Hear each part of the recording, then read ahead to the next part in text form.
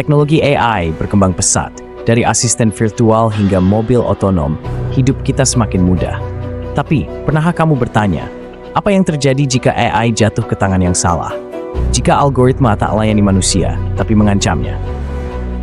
Dalam video ini, kita akan mengungkap sisi gelap AI yang jarang dibahas. Bukan fiksi ilmiah, ini nyata. Simpan popcornmu, karena ini lebih menegangkan daripada film horor.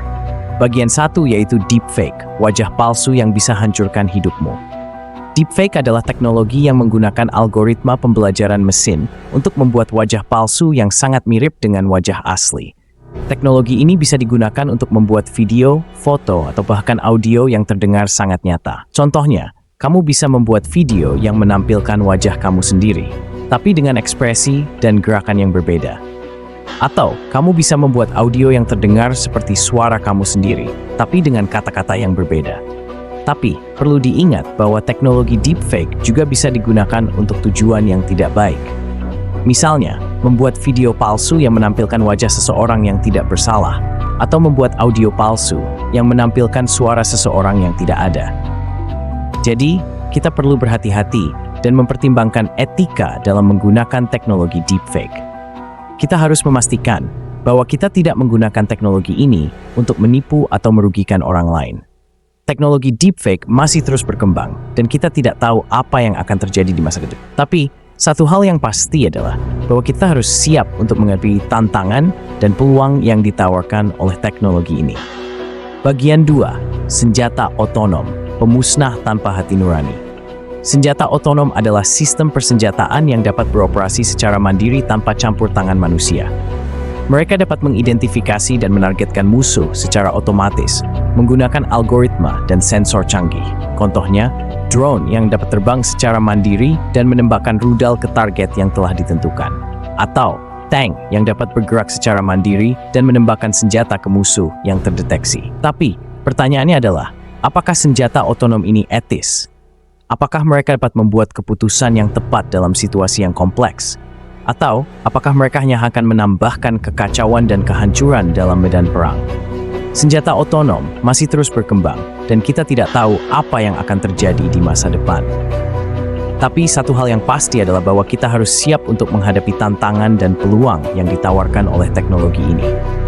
AI bisa memilih target perang sendiri. Bayangkan drone yang membunuh berdasarkan algoritma, bukan pertimbangan moral. Tahun 2020, sebuah drone otonom di Libya memberontak dan menyerang pasukan sendiri. Ini bukan Terminator, tapi nyata. Bagian 3, pengawasan massal. Big Brother menatapmu 24/7. Selamat datang di era pengawasan massal, di mana setiap gerakan Anda, setiap kata Anda, dan setiap tindakan Anda sedang diawasi dan direkam. Konsep Big Brother yang pertama kali diperkenalkan oleh George Orwell dalam novelnya 1984, kini menjadi kenyataan. Pengawasan massal telah menjadi bagian dari kehidupan sehari-hari kita. Kamera pengawas di jalan, sensor gerak di rumah, dan aplikasi pelacak di smartphone kita semua merupakan contoh pengawasan massal. Data kita direkam, dianalisis, dan digunakan untuk berbagai tujuan. Tapi, apa yang terjadi dengan privasi kita? Apakah kita masih memiliki hak untuk menyembunyikan informasi pribadi kita? Atau apakah kita telah kehilangan kontrol atas data kita sendiri? Pengawasan massal terus berkembang, dan kita harus siap menghadapi konsekuensinya. Kita harus mempertanyakan apa yang kita inginkan dari teknologi ini, dan bagaimana kita dapat menjaga keseimbangan antara keamanan dan privasi. AI bisa tahu di mana kamu berada. Di Xinjiang, China, AI digunakan untuk menindas minoritas. Data adalah senjata baru, dan kita semua rentan. Bagian 4, manipulasi pikiran. AI tahu cara membodohimu. Teknologi artificial intelligence telah menjadi bagian dari kehidupan sehari-hari kita. Tapi, apakah Anda tahu bahwa AI juga dapat digunakan untuk memanipulasi pikiran kita? AI dapat menganalisis data kita, mempelajari pola pikir kita, dan kemudian menggunakan informasi tersebut untuk mempengaruhi keputusan kita. Ini bisa dilakukan melalui iklan yang dipersonalisasi, rekomendasi yang dibuat oleh algoritma, atau bahkan melalui interaksi dengan asisten virtual. Contohnya, Anda mungkin pernah melihat iklan yang sangat relevan dengan minat Anda, atau Anda mungkin pernah mendapatkan rekomendasi produk yang sangat sesuai dengan kebutuhan Anda. Tapi, apakah Anda tahu bahwa semua itu bisa dilakukan oleh AI untuk mempengaruhi keputusan Anda? Tapi, apa yang terjadi dengan privasi kita? Apakah kita masih memiliki kontrol atas data kita sendiri? Atau apakah kita telah kehilangan kontrol atas informasi yang kita bagikan secara online?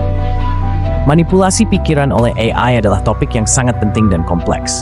Kita harus siap menghadapi konsekuensinya dan mempertanyakan apa yang kita inginkan dari teknologi ini.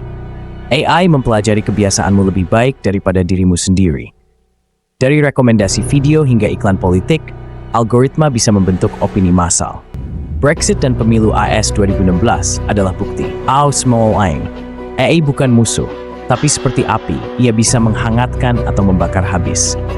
Tantangan kita adalah memastikan etika tak ketinggalan dari inovasi. Teknologi harus melayani manusia, bukan sebaliknya. Jika kamu setuju, like video ini, subscribe, dan bagikan ke teman-temanmu.